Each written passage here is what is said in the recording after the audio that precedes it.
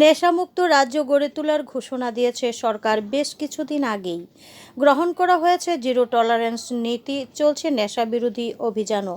কিন্তু এত সবের পরেও রাজ্য যেন ক্রমাগত নেশার আঁতুড়ঘরে পরিণত হচ্ছে। প্রতিদিনই রাজ্যের কোথাও না কোথাও বিভিন্ন নেশাদ্রব্য উদ্ধারের খবর উঠে আসছে জনসম্মুখে।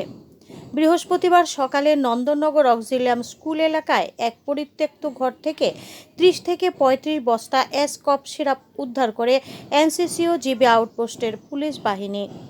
বেশ কিছু ক্ষেত্রের মতো এই অভিযানেও কাউকে আটক করতে ব্যর্থ হয় পুলিশ কর্তৃপক্ষ।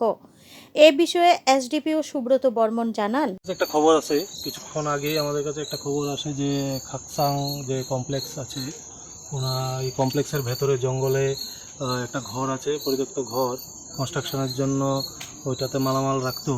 তো ওই ঘরে কিছুক্ষণ সন্ধ্যাবেলা একটা গাড়ি আসে এবং কিছু বস্তাভর্তি কিছু জিনিস ওখানে আনলোড করে।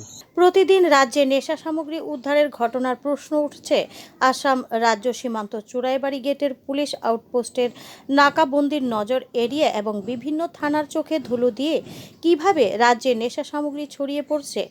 প্রশ্ন উঠেছে, সর্ষের ভেতর ভূত লুকিয়ে নেই। Bureau report, voice 24.in।